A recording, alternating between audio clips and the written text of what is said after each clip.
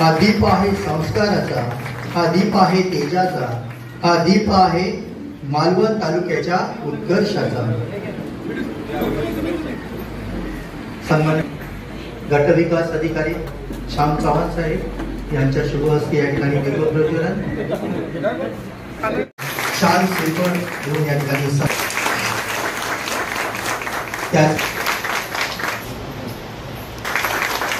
कार्यक्रम राज्यात शासनाने निर्देश दिल्याप्रमाणे 24-25 या आर्थिक वर्षात आपल्याकडे जे PMY घरकुल, मोदी आवास घरकुल आणि रमाई घरकुल यामध्ये प्रथम 3 क्रमांक ग्रामपंचायत, सरपंच आणि लाभार्थी तिन्ही योजनेमधून प्रथम 3 उत्कृष्ट असे क्रमांक काढले आहेत आणि त्या प्रथम 3 जे नंबर आले त्यांचं वितरण सन्माननीय आमदार साहेब यांच्या हस्ते करावे असे शासनाचे निर्देश आहेत। त्यानुसार सन्माननीय आमदार साहेबांच्या हस्ते या कार्यक्रमास ठेवला आहे। 27 बक्षीसमध्ये प्रत्येक पहिले 3 ग्रामपंचायती, पहिले 3 मोदी आवास, पहिले 3 PMY आवास, पहिले 3 रमाई आवास अशा प्रकारे आपण काढलेले आहेत आणि त्यांचं वितरण आज होणार आहे। सन्माननीय राणे साहेब यांच्या शुभ हस्ते या ठिकाणी या पारितोषिकांचं वितरण होत आहे। मी विनंती करतो ज्यांची नावं घेतली जातील त्यांनी कृपया त्वरेने या ठिकाणी व्यासपीठाकडे यायचे आहे। सन 2024-25 प्रथम क्रमांक आहे ग्रामपंचायत खरारे पेंडूर। कृपया आपण तयारीत राहा। ग्रामपंचायत हडी आणि या तृतीय क्रमांक आहे ग्रामपंचायत सुकळवाड। आवास योजना सर्वोत्कृष्ट ग्रामपंचायत 24-25 प्रथम क्रमांक आहे ग्रामपंचायत कांदळगाव।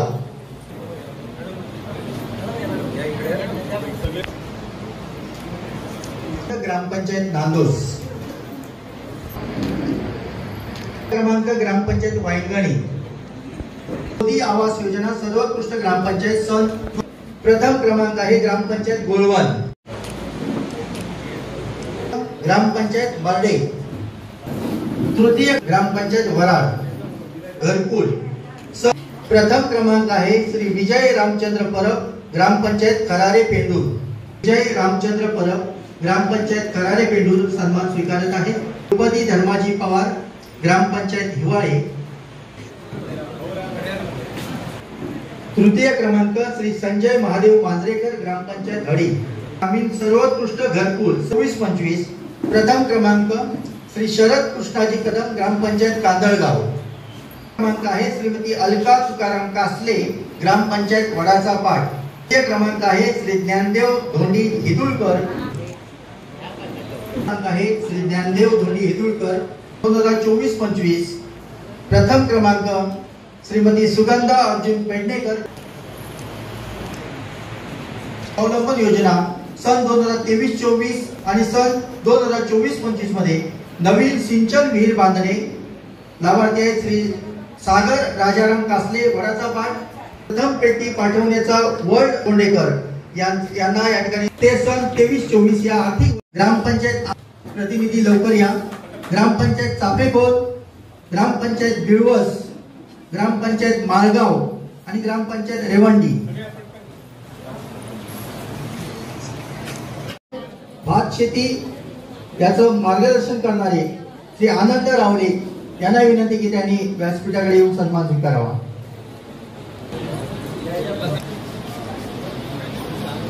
अशी एक बाब आहे विभागाने विद्यार्थ्यांचे आधार व्हॅलिडेशन यामध्ये 99.71% एवढे आधार व्हॅलिडेशन करून राज्यामध्ये दुसरा क्रमांक प्राप्त केलेला तर जिल्ह्यात पहिला।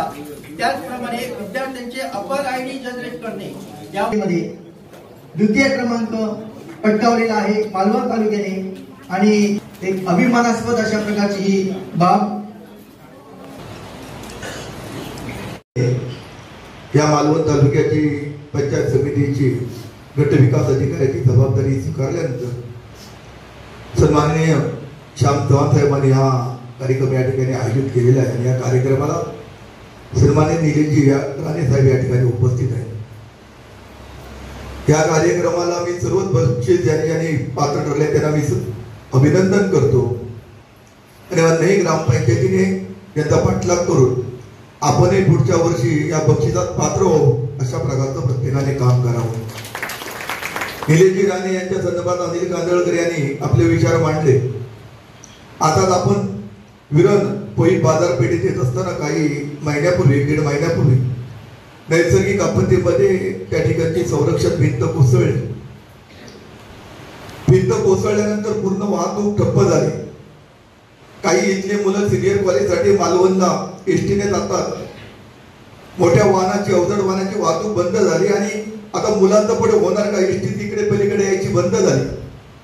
मोठ्या गाड्या यायच्या पण त्याला बाजारपेठेवरती, त्यामुळे परिणाम सुद्धा मोठ्या प्रमाणात होणार होता. आणि ही बाब सन्माननीय पालक आमदार निलेशजी राणे साहेबांच्या कानावरती मी घातली. कांदळकर साहेबांनी त्या ठिकाणी आलो. अधिकारी म्हणाले की किमान 4 महिने होतील, काही टेंडर होणार, एस्टिमेट होणार, निविदा निघणार आणि तदनंतर काम होईल.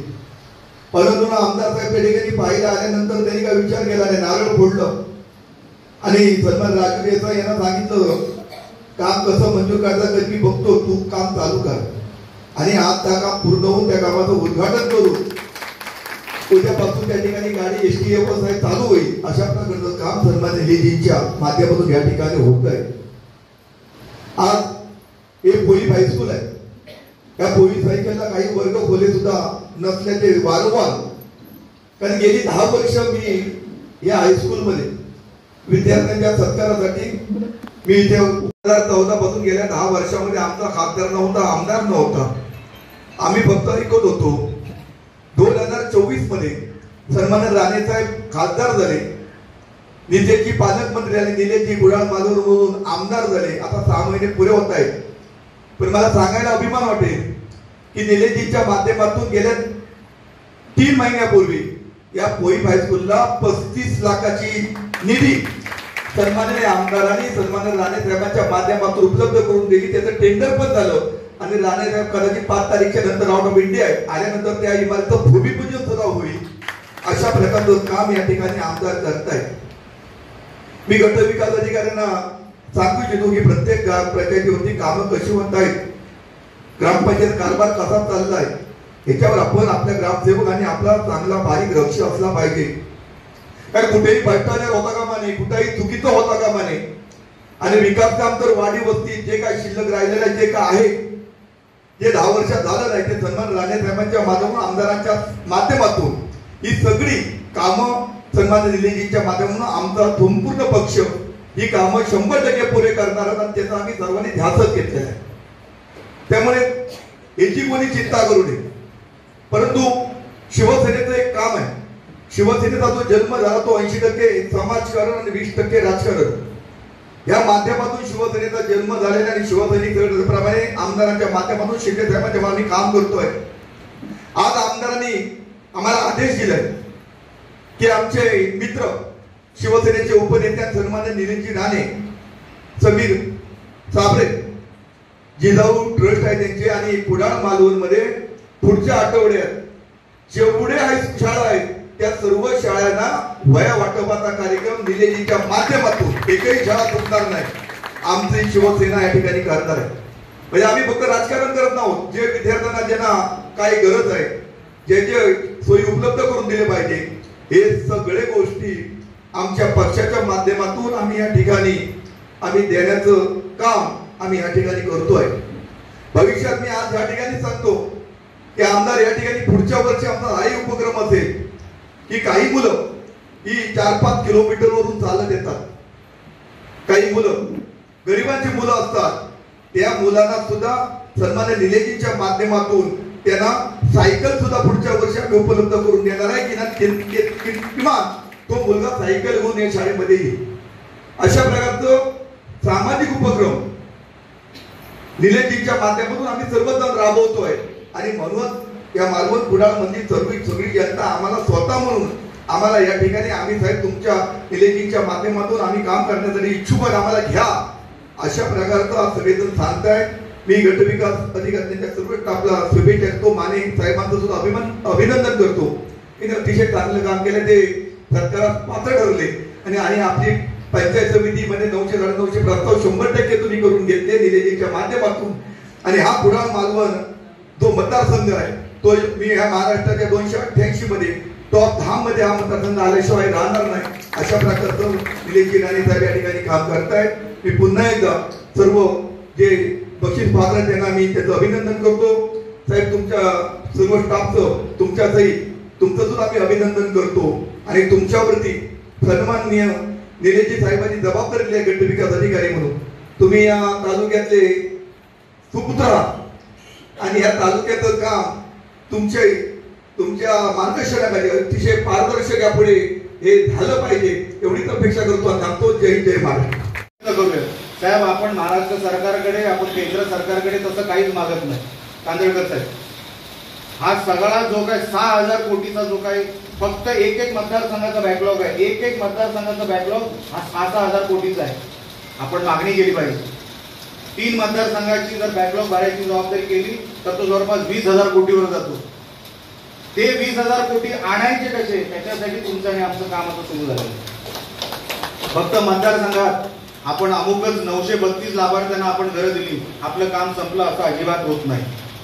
एकही माणूस त्याच्यातून वंचित राहता कामा नये.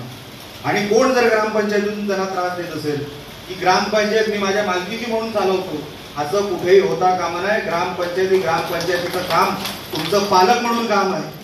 ग्रामपंचायतीमध्ये गावामध्ये सगळ्यांना सांभाळणं हे तुमचं काम आहे आणि त्याच्यावरती लक्ष देणं हे तुमचं आणि आमचं काम आहे. आपण सातत्याने ते काम करूया आणि लोकांना एवढ्या स्कीम ज्या सरकारने आपल्याला दिलेल्या आहेत आणि आपल्या जो तिन्ही मतदारसंघाचा, जिल्ह्याचा, मालवणचा, कुडाळचा जो इतक्या मोठ्या प्रमाणात आपल्याला पैशाची गरज आहे, ते पैसे खेचून आणण्यासाठी आपण सगळे कटिबद्ध आहोत. हे सगळे आज मला कांदळकर साहेबांनी आता त्या 1,93,000 कोटीच्या ज्या काही पूर्ण मागण्या आपल्याला आपण ऐकल्या असतील, आपण ऐकल्या नसतील मला माहित नाही, पण ह्याच सगळ्या आपल्या ज्या मागण्या पूर्ण करण्यासाठी केंद्र सरकार असेल आणि राज्य सरकार असेल हे सगळे पैसे उपलब्ध करून जे आपल्याला तळागाळापर्यंत पाठवतो. श्याम चव्हाण साहेबांनी त्याचा उल्लेख केला. मी त्याची फक्त तुम्हाला आकडेवारी सांगतो. 2024-25 मध्ये PM आवास योजना यामध्ये जे लाभार्थी 138 होती, 138 आहेत. त्यासाठी 2,19,04,740 रुपयांची तरतूद झाली. 24-25 मध्ये 17 कामे होती, लाभार्थी होते, त्यासाठी 26 लाख रुपयांची तरतूद झाली. म्हणजे हे अनुदान स्वरूपामध्ये. मोदी आवास योजना असेल त्याच्यासाठी 1,52,00,000.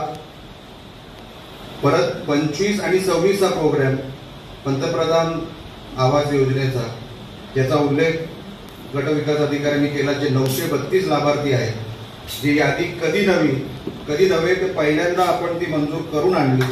ही 932 आणि त्याच्यासाठी 14,89,00,000 कोटीची तरतूद ह्या माध्यमातून झालेली आहे. हा प्रोग्राम 25-26 आहे, म्हणजे आता रनिंग वर्षाचा प्रोग्राम आहे. आणि रमाई आवास योजनेमध्ये 25-26 या रनिंग प्रोग्राम मध्ये आतापर्यंत 54 लाभार्थ्यांसाठी आपण 680 लाख म्हणजे 6 कोटीची आपण या अनुदान स्वरूपामध्ये आपण ह्या योजनेमध्ये तरतूद केलेली आहे. हा एवढा करोडोचा पैसा हा ह्या मतदारसंघामध्ये यावा आणि त्याची कुठेतरी तळागाळापर्यंत त्याचं रूपांतर व्हावं यासाठी आम्ही सगळे प्रयत्न करतोय. आता पण अधिवेशन येणाऱ्या 30 तारखेला आहे. या 30 तारखेमध्ये आपल्या ग्रामीण भागामध्ये मागच्या 10 वर्षात जी कधीच कामं झालेली नाही, ज्याचा उल्लेख मला वाटतं कांदळकर साहेबांनी त्यांच्या मनोगतात केला. रोजगार वाढावा असं मागच्या 10 वर्षात जिथे कोणाला काही वाटत नव्हतं. ज्या धरणाचा उल्लेख आपण इकडे जिथे उल्लेख केला, मला नाईक साहेबांनी माझ्या बाजूला होतं, त्यांनी सांगितलं की 75 एकरची जमीन इकडे फ्लॉप गेली, त्याचा उपयोग आता कुठे होत नाही आणि ती महाराष्ट्र शासनाची जमीन आहे. आणि आजच उद्योगमंत्री आपल्याकडे इकडे येत आहेत. ही जमीन आणि या जमिनीचा सर्वे व्हावा यासाठी येणाऱ्या आठवड्यामध्ये त्यांना सांगून MIDCचे अधिकारी या जागेचा सर्वे करून जातील आणि तिथे जे योग्य आपल्याला उभारता येईल, इंडस्ट्री उभारता येईल, ती आपण 100% तिथे इंडस्ट्री उभारण्यासाठी प्रयत्न करू. कारण का साहेब, आपलं ते काम आहे. नुसतं रस्ते, पाणी, वीज हे फक्त आता रुटीन मध्ये होणारी काम आहे, पण जास्तीत जास्त तरतूद करणं. म्हणून चव्हाण साहेब, आपल्यावर जबाबदारी मोठी आहे. मी जेव्हा आता अंडरटेकिंग कमिटीचाही मी सदस्य आहे महाराष्ट्र सरकारच्या, तेव्हा आवास योजनेच्या अनेक त्रुटी या सोडवायच्या कशा हे आमच्या कमिटीकडे अजेंडा आला. कधी कधी जमीन उपलब्ध नसते, कधी कधी ग्रामपंचायतीकडे तो माणूस तात्काळ तिकडे मदत मागत असतो, त्याच्याकडे दुर्लक्ष होत राहतं. कधी कधी ग्रामपंचायत त्याच्या विरोधात असते, कधी कधी एखादा कुठला तरी सदस्य त्याच्या विरोधात असतो. पण लक्षात ठेवा, आपण सरकारचे प्रतिनिधी आहे. एकाही माणसावर अन्याय होता कामा नये. आणि जो लाभार्थी आहे, जो लाभार्थीच्या चौकटीत बसतो, त्याला घर हे मिळालंच पाहिजे, त्याला त्या सरकारच्या योजनेचा लाभ मिळालाच पाहिजे. आता जबाबदारी तुमच्या आणि आमच्यावर आहे. एकही याच्यातून वंचित राहता कामा नाही.